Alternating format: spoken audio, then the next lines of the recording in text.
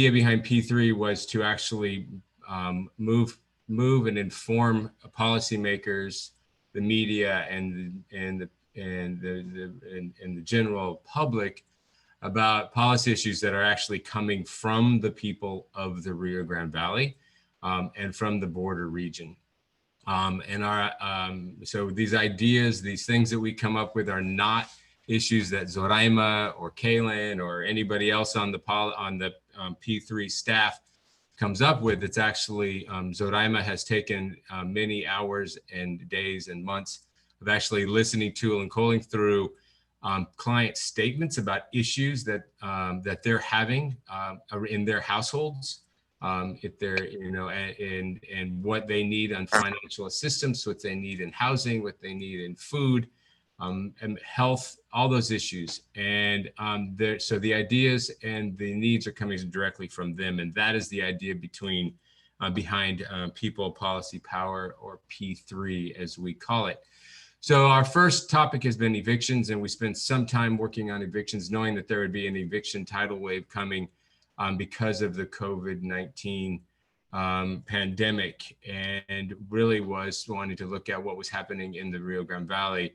So with our great group of folks working at P3, they've done some work there, and then also pulling in the data that we have from the state, both with Texas Rio Grande Legal Aid and with the Texas Housers.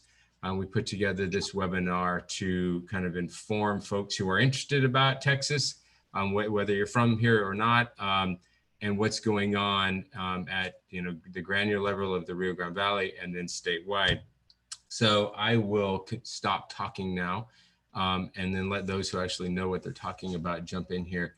And I'm going to kick this over to Eli Barrish with Texas Housers, who's going to talk about the statewide eviction tracking as well as city and county rent relief program design and what's going on. So welcome to P3.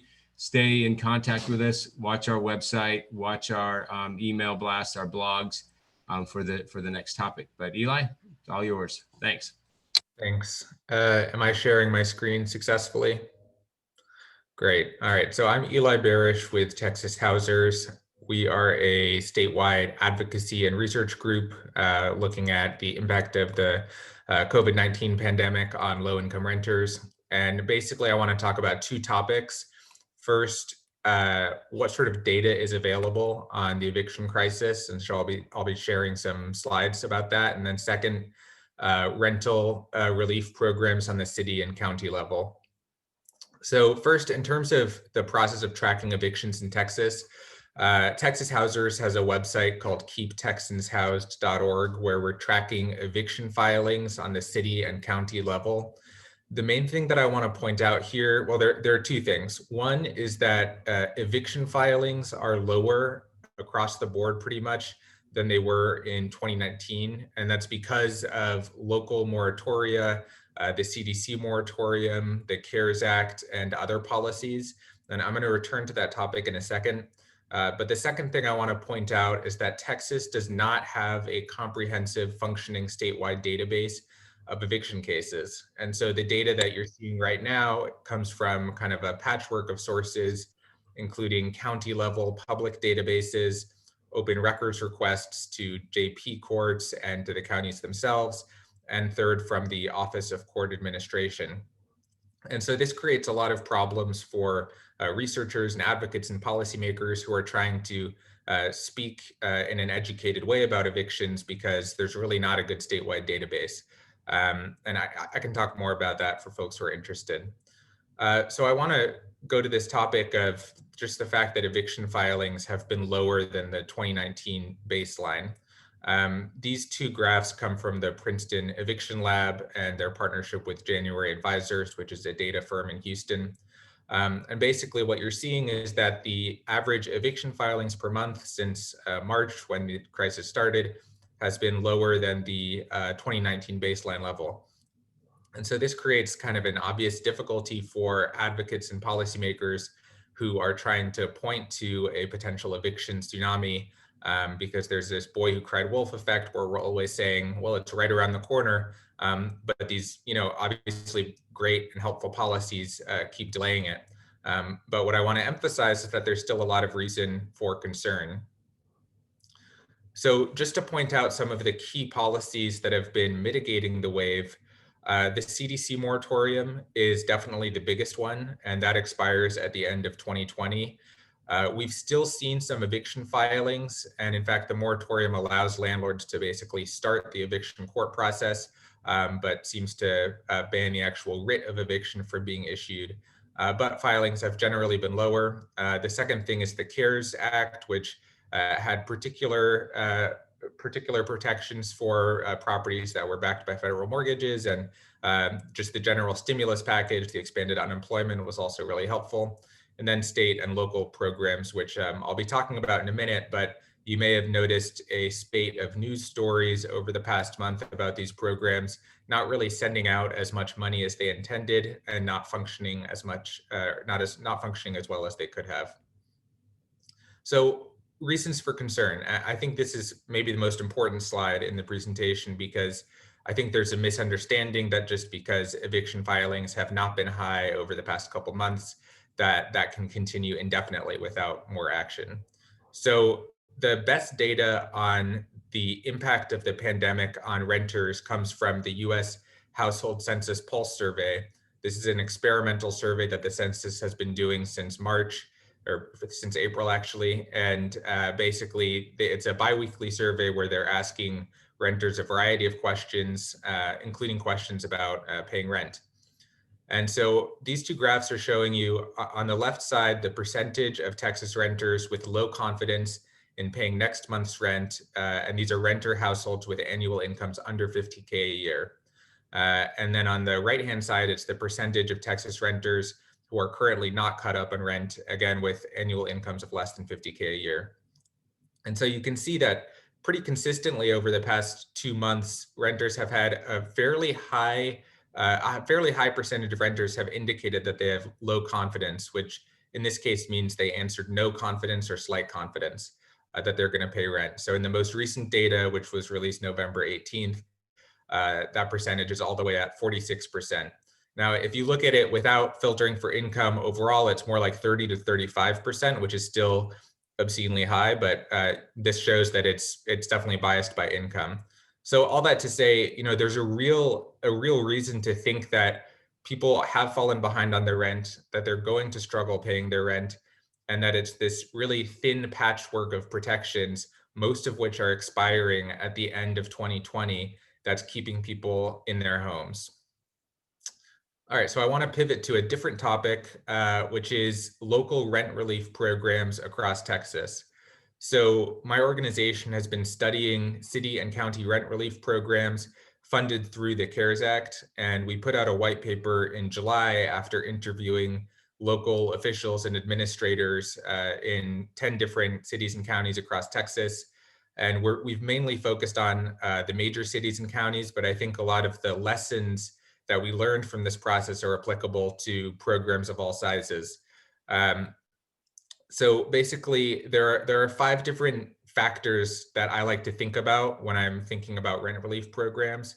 And just to frame this up a little bit, these local rent relief programs have been over the past 5 or 6 months the most impactful form of rent relief in the state, because there hasn't been a statewide program until quite recently.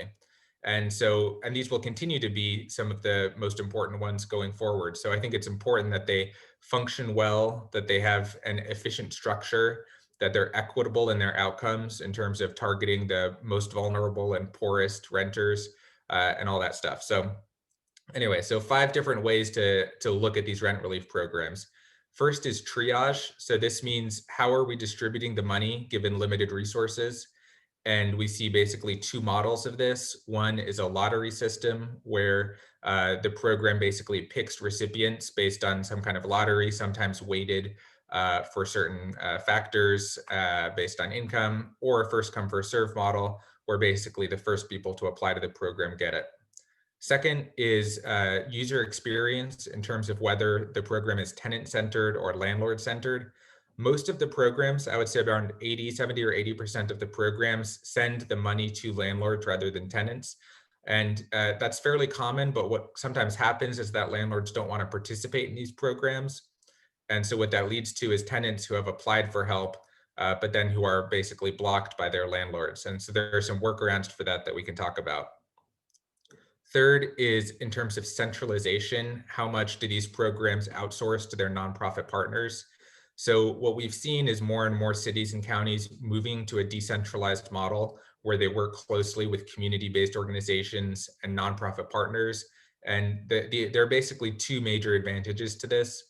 One is that it spreads around the administrative burden so that it's not just the city or county government that has to read through all the eligibility requirements and process all the documents, but their nonprofit partners can also take on some of that burden. And then second is that the community-based organizations are often better networked and embedded in certain communities in these cities and counties, and are also better trusted than the official government officials. And so for example, the city of or the county of Harris has partnered quite closely with Catholic Charities and with other organizations, some organizations that deal with mixed status families, that deal with non-English speakers, and so on. The fourth thing I want to mention is documentation. So this is maybe the most important part of a rent relief program, is what sort of documentation do you require applicants to submit to get money? And what we've seen is that when cities and counties require a high documentation burden, i.e. people have to submit things like landlords have to submit W-9s, and people have to submit everything from monthly pay stubs for the past 6 months to even child support documentation, that really disincentivizes people from applying. And in fact, if you're not a native English speaker, or you're on the other side of the digital divide and you don't have much access to internet, it can be just impossible to apply.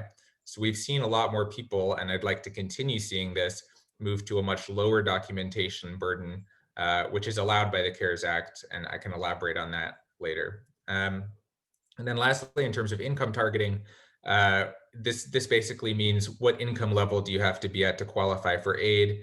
And based on the previous slides, I think I've shown that there's plenty of need at lower income brackets. And so what we'd prefer to see is more income targeting put on these funds.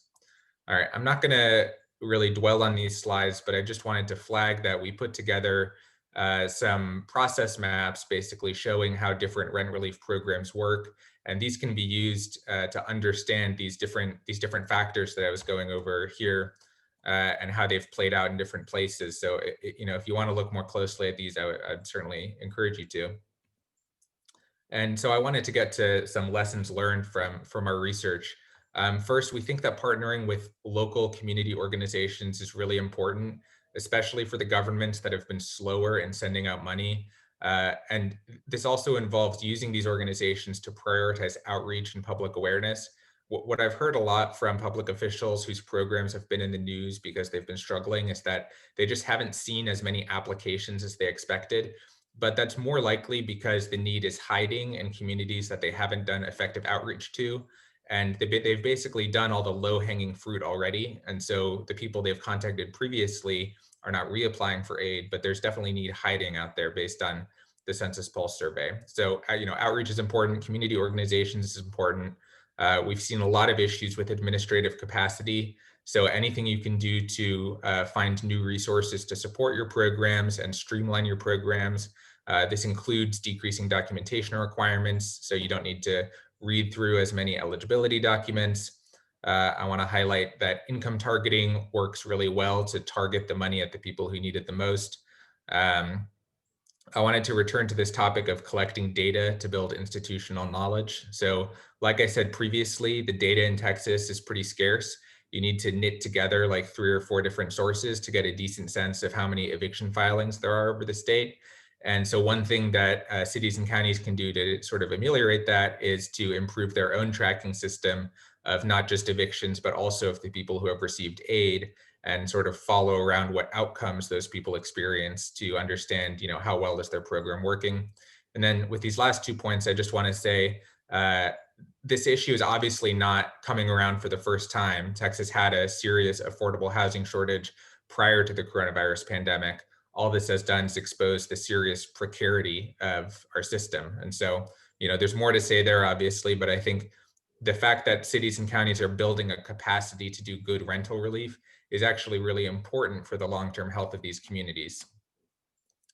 Just to wrap up, I want to highlight that the governor got about $8.04 billion through the Coronavirus Relief Fund. Some of this was meant for smaller cities and counties. Some of it could be spent at the governor's discretion at the state level. And I actually updated this number. So as of a couple weeks ago, about 4.2 billion has been sent out out of 8 billion. And so that's obviously incredibly worrying because the money is supposed to be returned to the Treasury by the end of the year. But even if there's a waiver or an extension on that deadline, it's still worrying because the money is desperately needed. And the money that's meant to go to the smaller cities and counties has also been distributed very slowly by the Texas Division of Emergency Management. And you can explore that for yourself in the Comptroller's tool. And I've gone on for too long already, so I'll stop and turn it over to Caelan.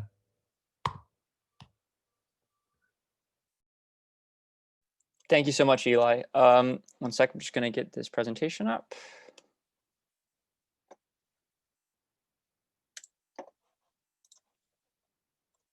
All right, is that shared for everyone? All right, so thank you so much, Eli, for that. That was really enlightening for the rest of the state. I think obviously since the beginning of the coronavirus pandemic, experts like Eli and activists all over the state have really, and the country have foreseen a tidal wave of housing displacement. I mean, it's been quite clear from the beginning that the eviction was going to be a major symptom of the pandemic's effect on the nation's economy. And again, one of the big reasons why it was so clear was that the US, as Eli said before, has had an issue with eviction since long before the pandemic. Texas has had an issue with eviction since before the pandemic. Before the coronavirus crisis, 3.7 million households were threatened with eviction each year in the United States. So that's about 7 filings a minute. So with the economic effects of the pandemic in full swing, it's no wonder that the National Low Income Housing Coalition estimated in March that 30 to 40 million people in the US are at risk of eviction at the moment.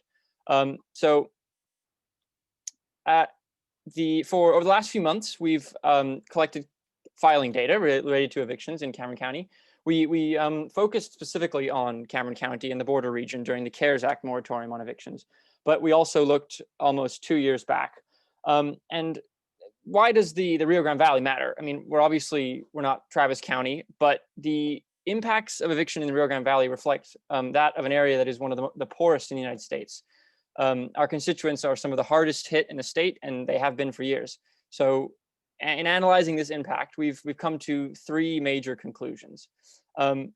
Unlike in some of the larger Texas counties, as we heard from Eli, where evictions have sort of been stagnated by the moratoriums, the eviction moratoriums in the Rio Grande Valley, specifically in Cameron County, that have not been slowed by the moratoriums in the way that they were intended to.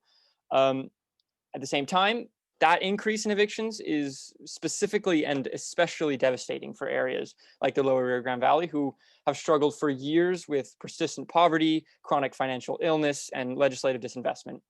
And finally, as we've seen from the more historical data that we've collected, eviction has been a systemic problem in Cameron County for years, and it's not at all limited to the scope of COVID-19.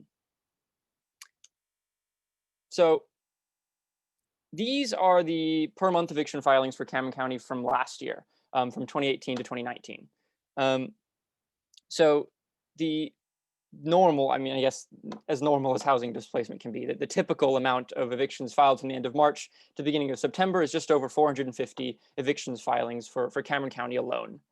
And yet, during that same amount of time this year, despite the moratorium and an entire month of halted filings in April, there were still just over 300 evictions filed against families during the height of the lockdown, again, just in Cameron County. We're still collecting data that reflects the more current CDC moratorium. And although the numbers, again, are somewhat decreasing, it's still reflective of what will be an explosion of eviction filings come the end of the moratorium this month. Obviously, eviction filings don't always result in evictions themselves, but there are also clear indicators that the number of successful evictions is still quite high. And if we kind of unpack the data a little bit, we can look just at default judgments, which we were able to secure from Cameron County. And default judgments almost always imply a successful case for the landlord. So there were almost 100 likely successful evictions from March to September in just this one small county over the height of the moratorium. We don't even have the numbers for the regular non-jury trial rulings, the rulings where the tenant actually was at the trial. So the true number of successful evictions is likely much higher. These default judgments alone reveal an area where local and state protections need to be strengthened, obviously. At the height of the global pandemic, with curfews and furloughed workplaces, meeting court dates can obviously be difficult, especially if you aren't able to secure legal representation. The number of default judgments reflects the lack of tenant-focused information, especially in the midst of the coronavirus crisis. So what's been clear to us is that a national moratorium alone, not just a federal moratorium, is not wide-reaching enough or supportive enough to protect area renters and landlords in the Rio Grande Valley. And again, this is especially true here, where families have been plagued by chronic financial illness and persistent poverty for decades, as Zoraima will outline. And I'll pass it off to her to talk a little bit more about housing affordability and the kind of history of this in Cameron County in the Rio Grande Valley.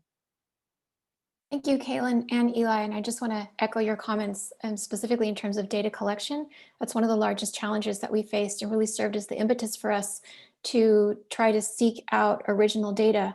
And we're so grateful for Cameron County because they shared it immediately. And we hope that will be an example for the other counties in our region that we, up to this point, have not yet been able to get the information in terms of evictions. So in terms of eviction in persistent poverty areas, we know that the signs of economic distress at the community level, such as widespread unemployment, underemployment, empty commercial plazas, scores of individuals waiting to sell plasma, they are evident throughout our region and the state.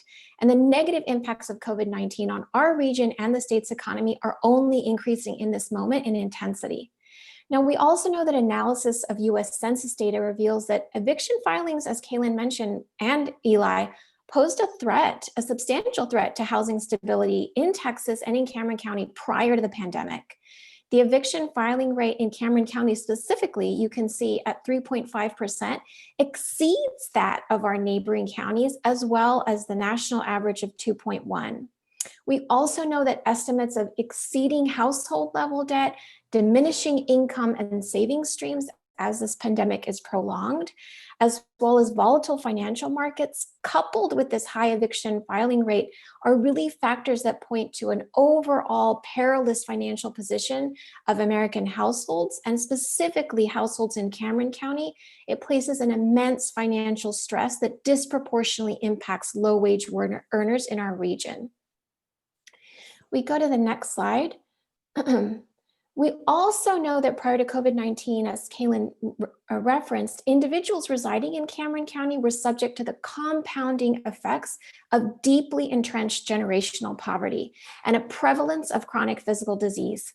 Our analysis of our household's daily financial realities with regards to the families that we serve reveals that overall they exist in a cycle of chronic financial illness and instability, which makes them acutely sensitive and unable to sustain prolonged financial strain that has been posed by this pandemic.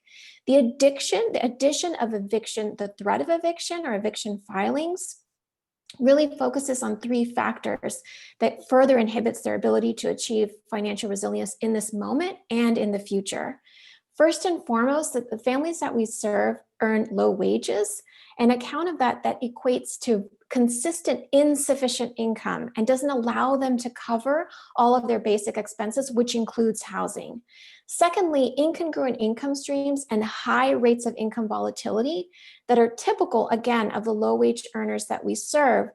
They experience consistent fluctuation in the hours that they receive, and that volatility and irregular cash flows increases their demand for very high cost predatory short-term credit products, again, to make ends meet. We also see that with these spikes and dips that occur in their income at the household level, it's very difficult to plan for financial emergencies. Again, prior to COVID-19, 59% of all households in Cameron County and 42% of households within the state of Texas did not have sufficient savings to cover 3 months worth of expenses should they experience a financial emergency. Now, we also know that as a community in Texas specifically, we've developed tools and strategies to prepare for, to provide relief for, and to establish recovery plans for natural disasters. But the pandemic's prolonged financial stress and uncertainty have really threatened individuals' financial resilience. We also know that these are not just numbers. Behind every eviction filing or actual eviction, we know that families are operating with very little margin. And in Cameron County specifically, as Caelan mentioned, the 300 households that were threatened with eviction since the beginning of the moratorium in March represent up to 1,200 individual children and adults that have been threatened with displacement. During April, when the state of Texas was still relatively open for business, 21% of the households that CDCB currently serves reported that they had experienced either a job loss or a reduction in hours in their individual household.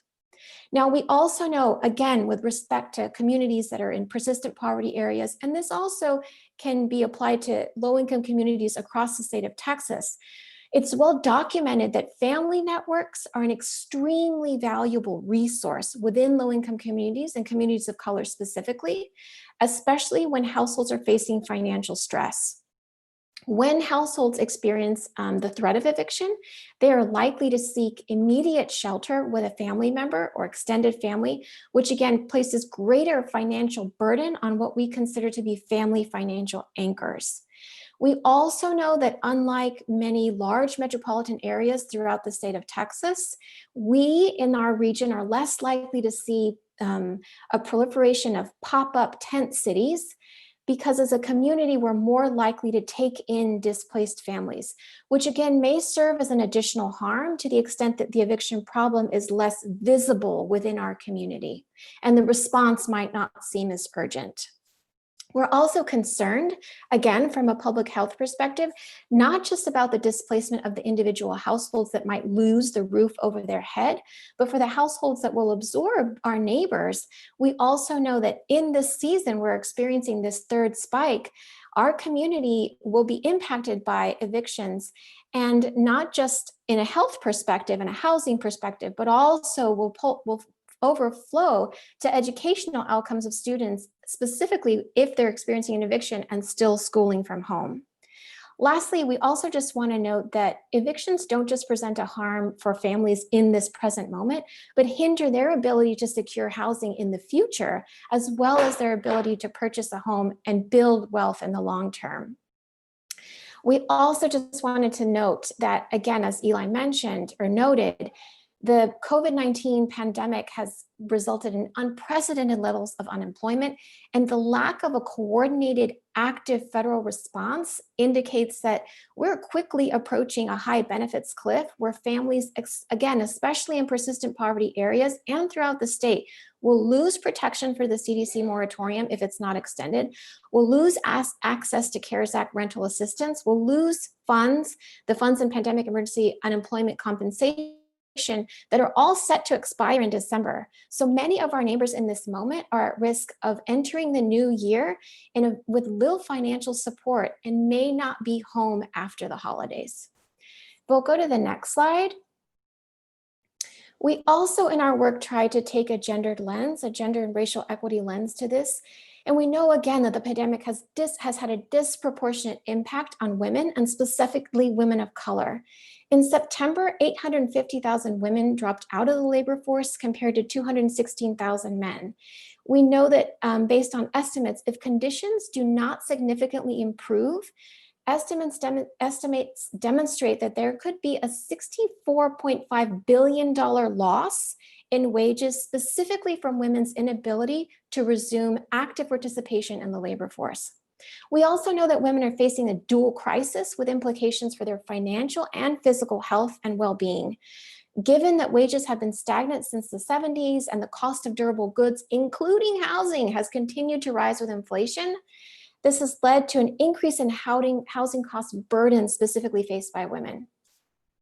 Secondly, we know that because of occupational concentration for women, specifically, again, in our region, this is an increased incidence of underemployment or unemployment during the pandemic, as many in the industries in which they serve have experienced temporary closures. In addition, we also know that women are segregated in occupations, again, with low wages that lack access to employer-provided benefits, such as health insurance and retirement savings. And they receive lower wages, which again has contributed to their inability to build wealth in the long term.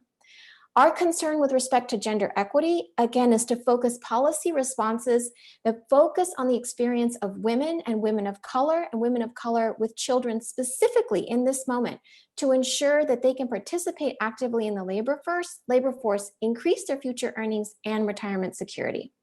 Now, if we go on to talk about housing affordability, both Eli and Caelan mentioned, as you can see, the housing affordability crisis did not begin during this pandemic. It is longstanding. Low and moderate income individuals in our region, again, have encountered difficulties meeting their housing expenses that have only been exacerbated by COVID-19. And while there is somewhat of an issue, what we consider a housing affordability myth, where individuals think that because expenses are lower in our region, households should be able to stretch more of their income to cover expenses, this assumption, unfortunately, is just inaccurate. You can see here that prior to the pandemic, an individual would need to earn $14.62 per hour to afford the fair market rent 2-bedroom, 1-bath apartment unit at $760 a month and not spend more than 30% of their income on housing. An individual earning a minimum wage would need to work 81 hours essentially to rent that same 2-bedroom apartment. In Cameron County specifically, the median renter's wage is $9.14, which would enable them to only spend $475 for that 2-bedroom apartment. To earn sufficient income to cover the full $760 monthly going rent, they would essentially need to work 64 hours a week. This is further impacted for individuals in our community who aren't able to actively participate in the labor force, either because they're disabled, they've aged out of their working years, or they're caring for a disabled household member. The average disbursement rate of SSI and SSDI in our region is $783, which again indicates that they could only spend $235 a month on housing and not exceed that 30% threshold. Lastly, we just want to note that the individuals that fall into these professions, there are 11 individual profession identifying sectors that fall within that $14.62 rate within Cameron County, which include fast food workers, home health workers, teaching assistants, security guards, janitors, cashiers, and retail salespeople. And again, just to give you a sense of the impact locally, we spoke with the manager of a local Ross department store last week, who informed us that, again, in comparison to last year, where at this point in time, their gross sales were over $95,000 per day, now they're under $10,000 per day, and their average part-time workers during this time period last year, averaged 30 hours a week, are now only able to work 4 hours a week under this schedule. So we know it is definitely impacting families in this moment, not to mention their long-term financial security.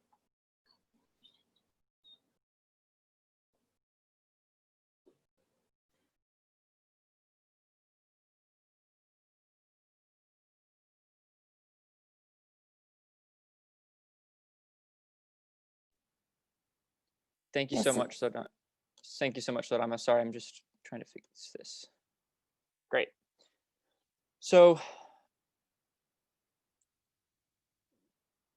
the final and most evident conclusion that's offered up by this data is that eviction is obviously a systemic problem in Cameron County and in the Rio Grande Valley, and it's not at all limited to the scope of COVID-19. Almost 2,000 households have been threatened with eviction over the last 2 years, just in Cameron County. And again, this data cuts off in September. As we're looking at more data and more data comes in, we're seeing that this number is likely much higher. And even if it does begin to level off, it definitely won't be for long come the end of the CDC moratorium at the end of December. So over the last 2 years, that's 2 families threatened with eviction every single day for the last 2 years, just in Cameron County alone. So eviction is clearly not only a crisis nationally, but locally as well. As Zoraima outlined, that crisis is especially damaging for areas of persistent poverty like Cameron County and the Rio Grande Valley. And besides that, in a more general sense, previous eviction has been shown to significantly increase the risk of unemployment, and just the threat of eviction is more likely to, it increases the likelihood of depression, high blood pressure, alcohol dependence. Eviction and residential instability are closely linked to childhood trauma, as well as poor educational achievement. And finally, the most telling fact is that the city's financial health is closely tied to the financial health of its residents, of which evictions play a large part. And the thing is, I think that it's no coincidence that these are all comorbidities and issues that the Rio Grande Valley has faced for decades. The Cameron County and the Rio Grande Valley are very much effectively a body working together, affecting each other in its successes and its failures. And so this data has implications for the whole valley, of which there 1.3 million people are resident. So obviously we're not Travis County, we're not the rest of Texas, but it's also obvious that the eviction crisis has impacted us in a very specific way and hasn't really been slowed.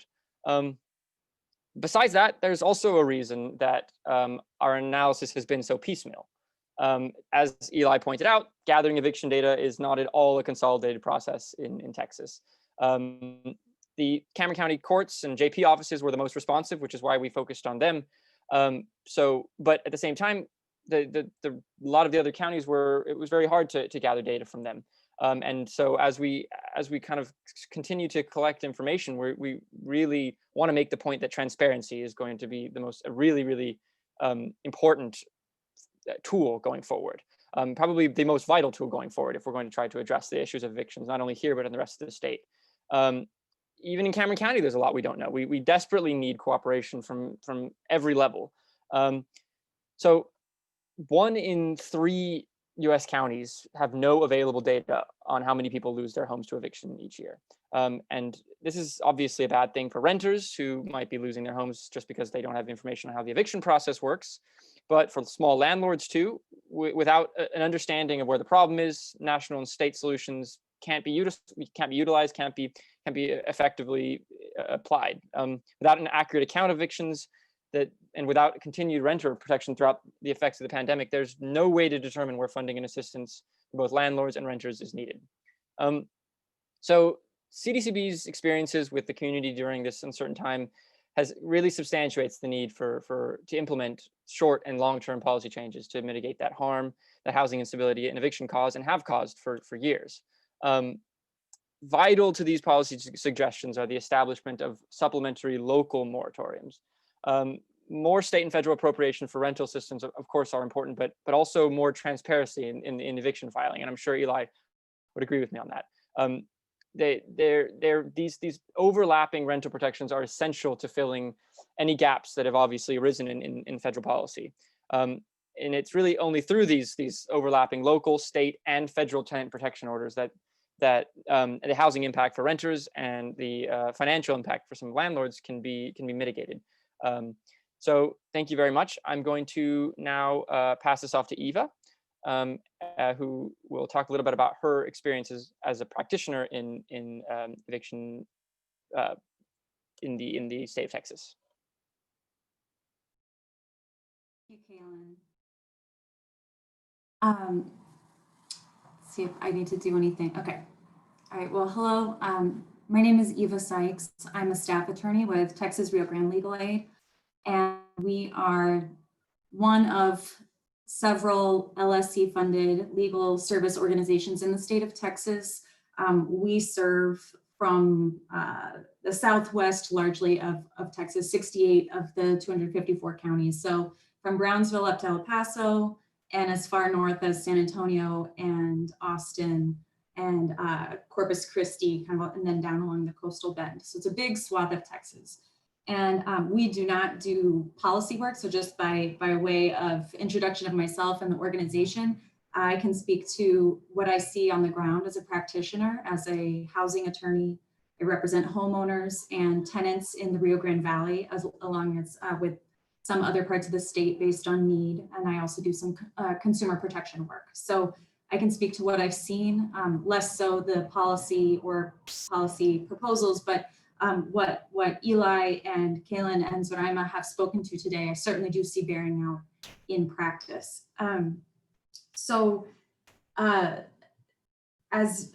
As some of what they already covered, this year there were a lot of changes in the law as for homeowners paying mortgages and also for tenants. And so I would say largely, of course, there was the CARES Act, and that applied to some properties and postponed eviction, and also heightened the obligations of a landlord who was going to begin eviction proceedings. And that lasted through July 24th.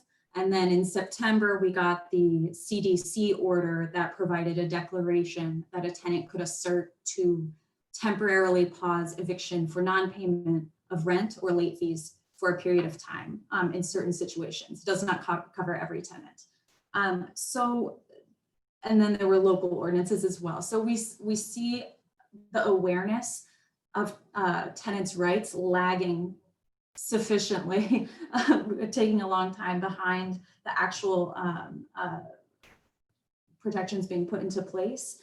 And we also saw elected officials, local officials, state level and local county and city level also working to catch up. I think as Zoraima and Caelan spoke to, there's a decentralized approach to passing these laws that affect tenants' lives.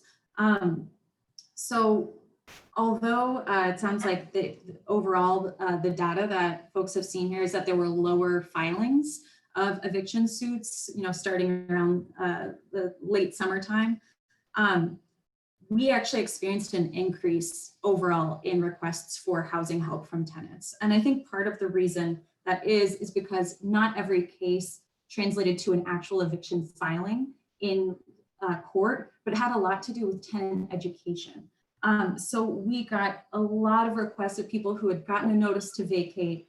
They didn't know what it meant, or if that meant they were being evicted presently, or people coming to us after the CDC order had been in place, but unaware that they had those rights. And so they came to us at post-judgment.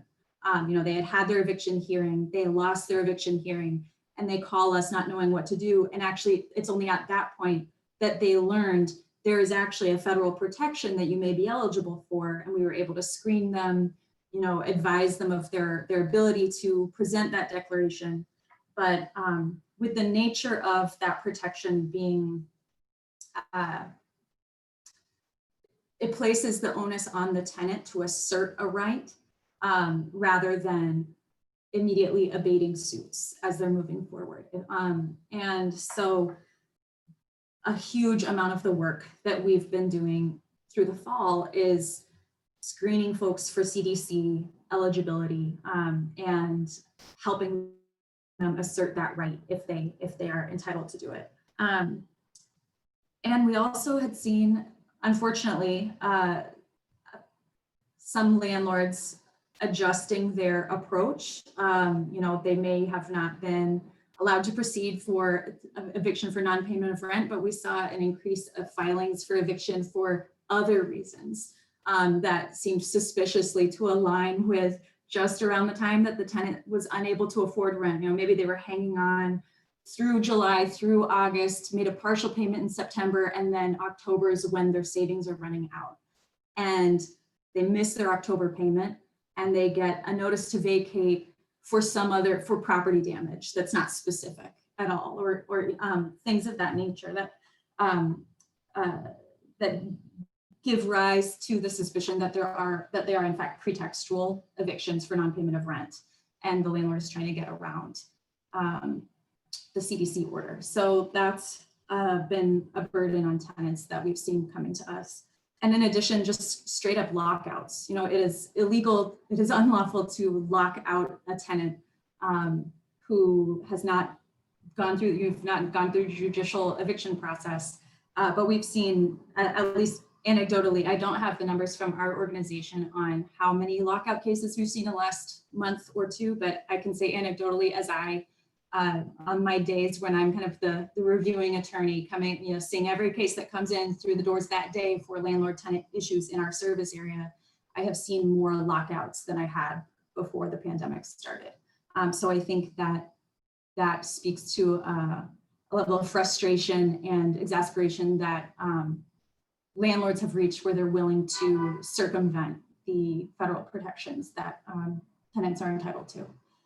So, on that note, I have also, not so much in the Valley, but in some of the, in the Valley, it seems that there tend to be more smaller time landlords, mom and pop landlords, and not as much large apartment complexes, for example.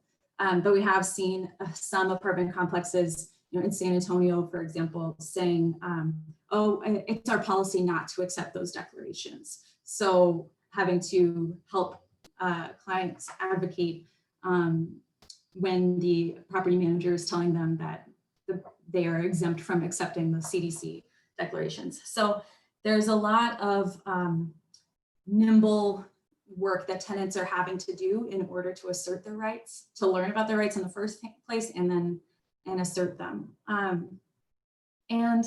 To the point that Eli made earlier, and the fact that there may be lower filings now, or that cases may be abated until the end of December, or if the CDC order is extended, then at the end of that, it does not forgive past due rent.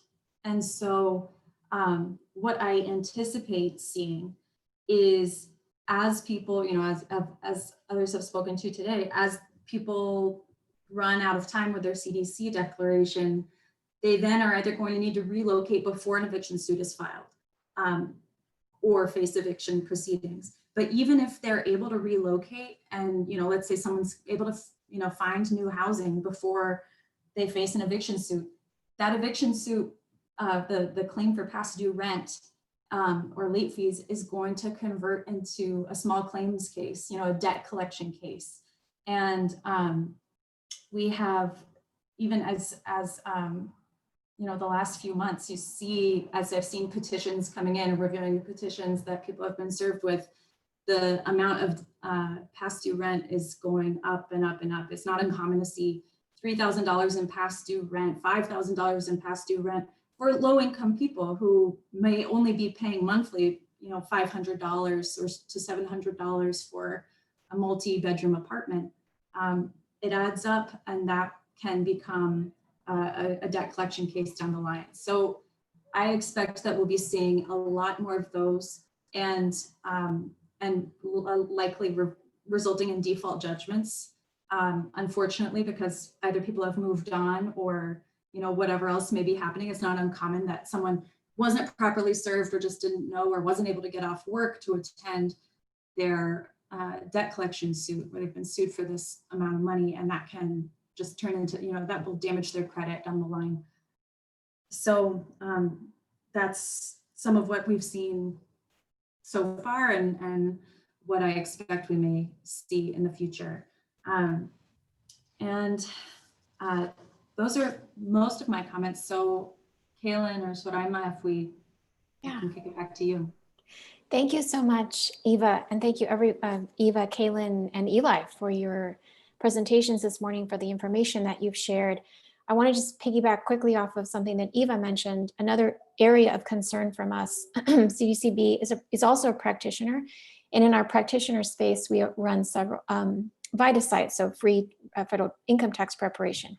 And we're also very concerned for families who are waiting on their earned income tax credit in the spring, thinking that they'll be able to use that to cover some of that back rent, knowing that if they've been receiving unemployment during this extended period of time, that will reduce the amount of refundable credits they receive from the earned income tax credit and the child tax credit. So again, we're trying to get ahead of this and just provide as much advocacy and information for families on the front end that they more than likely will not receive this very large, tax windfall that they usually depend on.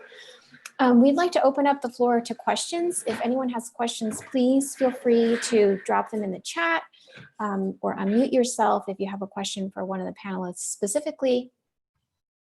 I don't see any in the chat just yet. I will ask Eli, to just start with you. Eli, given your analysis of the way that the tenant-based rental assistance programs are sort of developed throughout the state, would you point to model, this is right, given the assumption if we have additional funds, I looked this morning, I think there's 4 million left in the state reserve as we speak.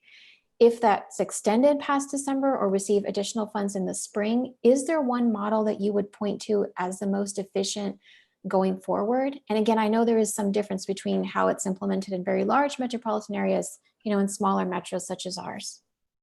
Right. Yeah, I think, like you say, it's hard to find a one size fits all because the economics and politics of different cities and counties mean that different programs will succeed. But I would say Austin has recently made some changes to their programs, much needed changes that have made it much more accessible and equitable. So for instance, they allow for a lot of self-certification of eligibility. Applicants can basically certify their own income levels and certify that they've been impacted by COVID, rather than having to collect 6 months of pay stubs or a furlough letter from a former employer or something like that. And what they've even done is allow for residents to handwrite and sign a note attesting to their own income and attesting to that they've been impacted by COVID, so that if they don't have a computer and a scanner and a cell phone to print out some PDF form, they can still get access to the help. So I would say Austin has done a lot to make the aid more equitable, but in a lot of respects, it won't serve as a good model everywhere just because of the unique situation. Thank you, Eli. We have another question from the chat. I think, Eva, I don't know if you could speak to this. How often do landlords refuse to participate in rental assistance programs, and why? Do you have any thoughts on that? Question. So just to make sure, clarify on, I mentioned like apartment complexes saying we don't accept those declarations.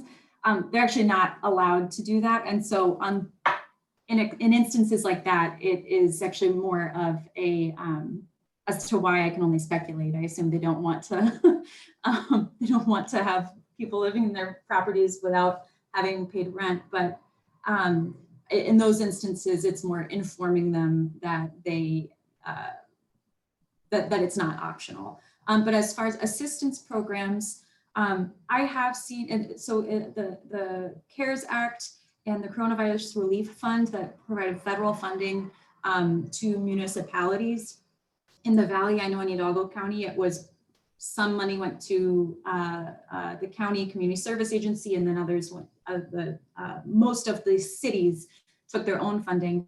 And so tenants could apply, if they were facing eviction, they could apply to get some rental assistance relief, but you did have to have the landlord agree to accept and provide a W-9 and sign off and say they were going to accept a check cut from that fund. I have seen, I can speak anecdotally, I have seen landlords who are willing to participate and some that are more reluctant. The ones I have worked with personally who were reluctant to, I think it came from a lack of information or a lack of certainty about where the money was coming from and what it meant for them. I think they just almost didn't want to get involved too much in the nitty gritty of the tenant paying rent. They wanted a check. They didn't want to think too much about it. They didn't want to put an extra, have to be on the hook for extra work. So in those instances where I was working with a tenant, I was able to be that communication piece, be an advocate for the tenant, and kind of demystify the process for the landlord and bridge the communication between the two. But as to why more generally, I can only speculate. I think sometimes a lot of where we can get ahead of an eviction being filed in the first place is better communication between the landlord and the tenant. If there's not great communication and the landlord suspects that they're not gonna get their rent, they become less cooperative with the tenant and more willing to unhouse them. And so that's what I can say there. There is a coming statewide eviction relief program that Governor Abbott has authorized. I think it's set to take effect now on January, in January, the exact, it's the 1st or the 7th, I believe, that also will require cooperation on both sides and allow for cases to be abated. So we'll see who's willing to participate in that program. Along those lines, there's a question in the chat about small landlords and nonprofit landlords. The answer to that is there's nothing, and that's part of our problem here. Is it's not just the resident who's having a problem, but it's also those small landlords, of which in Cameron County and the Rio Grande Valley, the majority of landlords are small mom and pop landlords or nonprofit landlords like me. You know, and I need my residents to pay their rent too.